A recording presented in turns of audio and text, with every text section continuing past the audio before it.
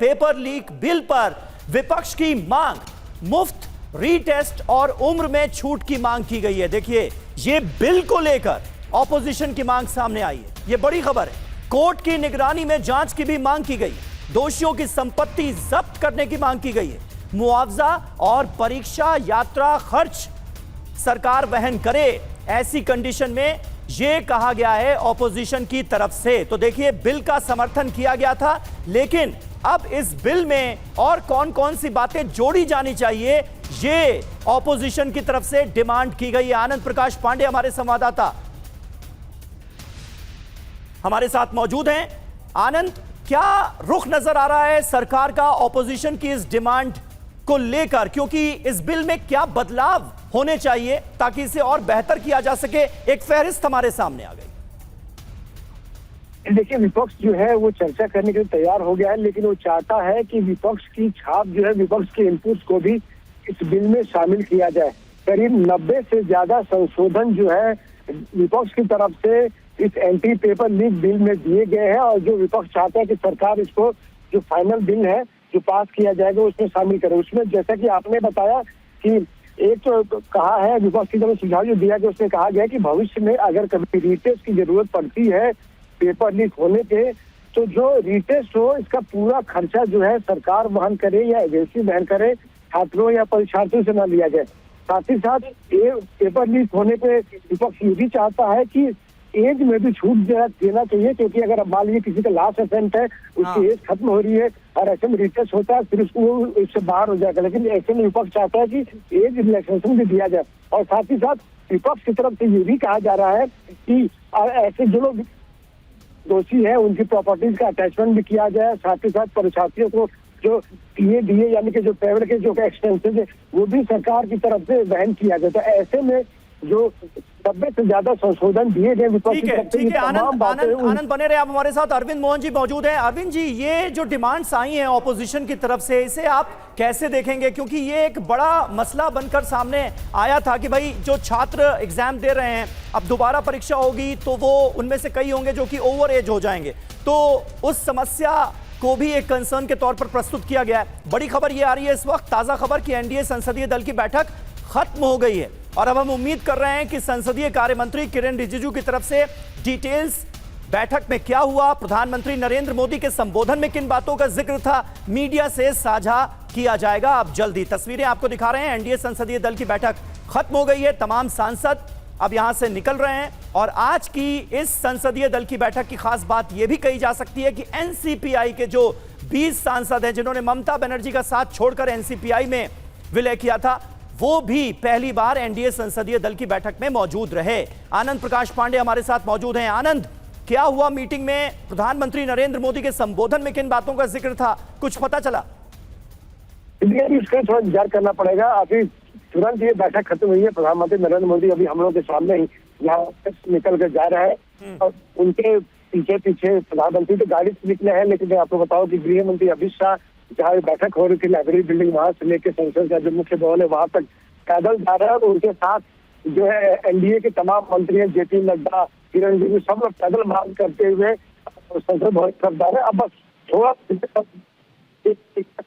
जरूर है कि प्रधानमंत्री के संबोधन को लेकर एक सांसद हमने पूछा कि उन्होंने कहा कि प्रधानमंत्री ने हमें मार्गदर्शन दिया, तो ऐसे में क्या क्या उसके इनपुट्स है उसके लिए थोड़ा विचार करना पड़ेगा। लेकिन इतना जरूर है कि प्रधानमंत्री की तरफ से बता जा रहा कि कहा गया कि जब एनडीए के सांसद जब क्षेत्र में जाए तो इस बिल के बारे में बताया किस तरह सरकार ने कड़े कदम उठाए पेपर लीक को रोकने के लिए, परीक्षा में रिफॉर्म्स के जो कदम उठाए हैं। प्रधानमंत्री ने कहा कि जो तमाम सांसद जाके क्षेत्र की जनता, खास करके युवाओं को और छात्रों को बताएं।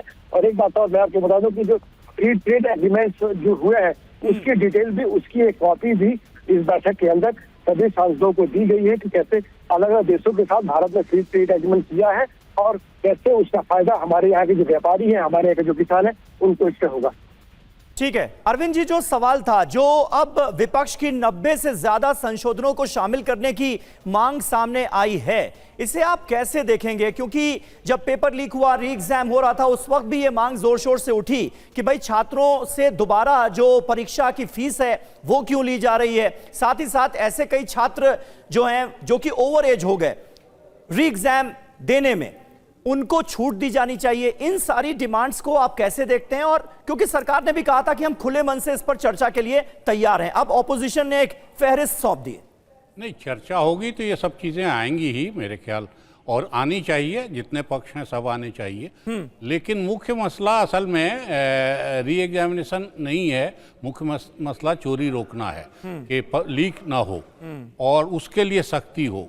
तो फिर ये हाउस को तय करना है, उसके मेंबर्स तय करेंगे और ये बहस में आए, अच्छी बात है। बहस में अगर वहाँ इस पर राय बनती है कि ये चीज़ें जोड़नी चाहिए तो जुड़नी भी चाहिए, बहस में आए और चर्चा हो, ये ज़्यादा ज़रूरी है। असली चीज़ ये है कि बिल जल्दी जल्दी आए। कई बिलों में हम देखते हैं कि वो जल्दी पेश होता है, उसी तरह से पास हो जाता है। तो संख्या बल पे नहीं बात जाए, चर्चा से आए, और वो अच्छी बात है कि हर चीज़, जितनी चीज़ें सुनाई दे रही हैं मेरे ख्याल से ये बच्चों की तरफ से और जिनको भी चिंता है परीक्षा की उनकी तरफ से आती हैं। अब ये हाउस को तय करना है कि वो क्या जोड़ते हैं क्या घटाते हैं वो लोग, लेकिन चर्चा होनी चाहिए इन सब पे। बाहर से वो शर्त बना के आएँ, ये मुझे थोड़ा अटपटा लगता है। वो जोड़नी तो चाहिए लेकिन शर्त वो नहीं होनी चाहिए।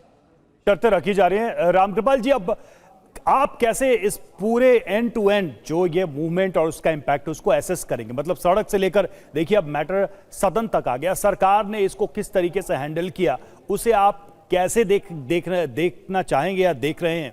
क्योंकि शुरुआत में ऐसा लगा था कि स्थिति यहां तक नहीं जाएगी, लेकिन अब हालात ये हैं कि सदन के अंदर भी सरकार की जवाबदेही तय करने की बात कही जा रही है। सरकार बिल लेकर आ रही है, सरकार विपक्ष को सुनने के लिए इस वक्त विवश है, क्योंकि विपक्ष शर्तों के साथ आ रहा है और कई सारी चीजें हैं जिसको सरकार ने माना भी है, उस पर सहमति भी बनी है। आप इसको कैसे एसेस करते हैं? सड़क से लेकर संसद तक ये बात पहुंची है। देखिए, चर्चा का मतलब ही ये होता है कि आप इस बिल में कुछ बदलाव चाहते हैं तो आप वो बात कहिए, आप उठाइए। तो ये जितनी भी बातें आ रही हैं इसी के लिए तो चर्चा होगी। जो सुझाव देने हैं, अंततः कानून क्या होगा, ये सत्ता पक्ष और विपक्ष दोनों चर्चा करके सहमति पर पहुँचे। और मेरा भी ये मानना है कि कानून अगर बन रहा है तो ऐसा बनना चाहिए कि उसमें बार बार हर 2 साल के बाद कोई संशोधन करने की ज़रूरत न पड़े। तो जितना स्ट्रिंजेंट, जितना डिटरेंट आप उसमें ला सकते हैं उतना लाना चाहिए।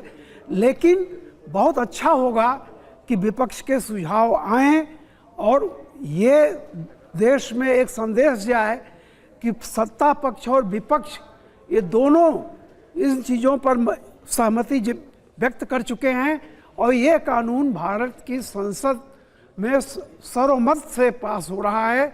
मैं समझता हूँ इसका बहुत बड़ा संदेश पूरे देश में अच्छा संदेश जाएगा।